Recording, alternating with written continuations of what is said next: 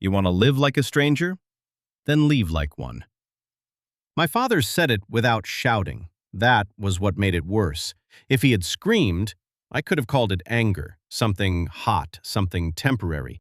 But he said it quietly, with the flat certainty of a man who had already decided I was no longer his problem.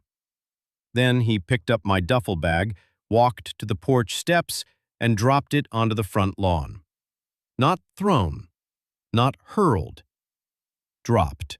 Like the act had been rehearsed in his mind so many times, it had become clean. It was late November.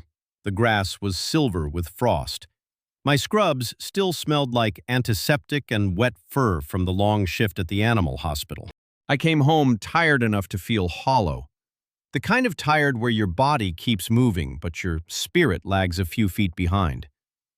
And there, under the porch light, was my family. My father on the top step, my mother by the front door, arms folded tightly across her chest, refusing to meet my eyes. My younger sister Rowan leaning against the railing, watching with the bright-eyed curiosity people reserve for scenes they know will become stories later. There were boxes by the door, more than one. That was when I understood. This hadn't started tonight. Tonight was just when it became visible. My name is Clara Wren. I was 28 years old the night my father put my life on the grass and called it a lesson. But the truth is, I had been leaving that house for years. Not physically, emotionally, in pieces, quietly. I had been the useful daughter for so long that no one in that house remembered I was supposed to be anything else. I paid what needed to be paid when my father forgot. I filled the refrigerator when my mother said money was tight. I picked Rowan up from parties she swore she hadn't gone to. I knew the dog's medication schedule better than anyone. I knew which drawer the overdue notices would be hidden in. I knew which bill could wait 3 days and which one couldn't.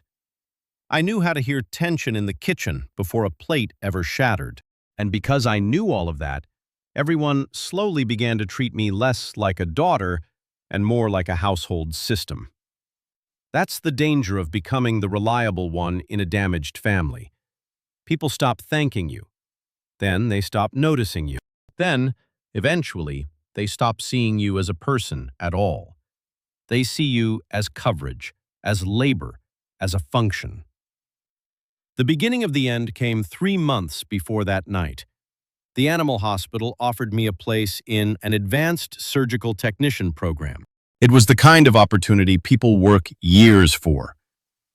When I told them at dinner, my father barely looked up. How much more time will that take? Not congratulations, just inconvenience. My mother frowned and asked whether it would change the rhythm of the house. Rowan laughed and said, "So now we all have to pretend you're some kind of genius because you bandage dogs?" I should have known then. Any family that feels threatened by your growth is already living off your smallness. The final trigger was almost stupid in its smallness. It was the electric bill. I had paid it before, quietly, without asking to be repaid. But that month I was saving for the program fees, and for the first time I let the reminder notice sit on the counter untouched. My father found it. Asked why it was still there. I told him it was his bill. He stared at me like I had spoken in another language. Then he said, "After everything this family does for you, this is how you repay us?" That sentence burned because it revealed the whole structure. Everything this family does for you, not everything I had done for them. The next few days were cold in a way that had nothing to do with weather. My father barely spoke to me. My mother kept sighing dramatically whenever I entered a room. Rowan took every chance to mutter comments just loud enough to be heard. Then came that night. The lawn, the porch light, the duffel bag, the boxes. My father looked at me and said, "You clearly think you're too good to live here, so don't." I didn't have a brilliant speech ready. What I had was something colder. I looked at the three of them, really looked. And what I saw was not power. It was dependence wearing cruelty like armor. People who had leaned on me for so long that they had mistaken my presence for entitlement. I bent down, picked up the duffel, and said, "One day you're going to tell this story as if I abandoned you. Remember tonight when you do." My father actually laughed. "Don't flatter yourself, Clara." But I could already hear it in his voice, the first tremor of uncertainty. I loaded what I could into my car. The rest I left. That part mattered too. I didn't take everything, only what was mine. For years, I had been carrying things that belonged to everyone else. I was done with that. I drove until I found a 24-hour gas station and parked beneath a light so bright it turned the windshield into a mirror. I sat there, listening to my own breathing. Then I checked my phone and saw an accidental voice recording had captured almost the entire scene. I saved the file under one name, Proof. That night I checked into a motel so cheap the hallway smelled like detergent and cigarettes. I ate crackers from a vending machine. I showered in a bathroom with flickering lights. And for the first time in years, no one called my name from the other side of a door. No one needed anything. No one accused me of being selfish for simply existing. I should have felt devastated. Instead, somewhere beneath the fear, I felt air. Thin, uncertain, but real. The next morning, the calls started. First my father, then my mother, then Rowan. The messages came fast and contradictory, the way they always do when controlling people realize access has been interrupted. By day 12, my phone showed 99 messages. I read them slowly, and I was done being useful. He started yelling again. I let him. Then I said the last thing I would ever say to him. "You taught me something that night. You taught me that I don't owe anyone my life just because they gave me a roof." I hung up. That was the last time I spoke to any of them. Months passed. Winter became spring, then summer.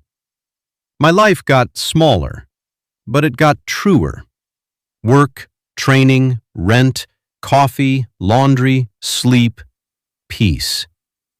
The plainness of it felt holy. At the hospital, I got better, more confident, more steady, like something inside me had finally stopped shaking.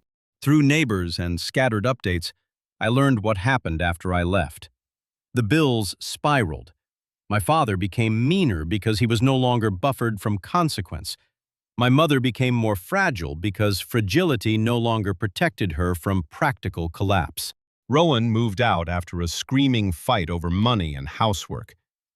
The house turned loud, messy, chaotic. Not because I cursed it, because I stopped translating dysfunction into normalcy. That is what invisible labor does. It doesn't simply help, it disguises. When it disappears, truth rushes in. One rainy afternoon, my mother left me a voicemail. Her voice sounded thinner. "We miss you, Savannah. We didn't know how much you did until you were gone." I listened to it once, then I deleted it, because some apologies come too late. Not because the pain is gone, but because you've finally learned you don't owe anyone your healing. I still work at the animal hospital. I'm in the surgical technician program now. I have my own small apartment with a window that looks out at trees instead of arguments. Some nights, I still think about the frost on that lawn, not with anger, with clarity. Because the night my father threw my things on the grass, he didn't just kick me out of the house. He kicked me out of the role that had been consuming my life. And in losing that role, I finally found myself. If you've ever been called a burden by the people who were supposed to love you most, if you've ever carried a family on your back until they decided you were too heavy, then you know this kind of silence. You know how heavy it feels. And you know how powerful it is when you finally choose to put it down. Have you ever walked away from a family that only valued the version of you that was useful to them? Tell me in the comments. I read every single one. See you in the next one.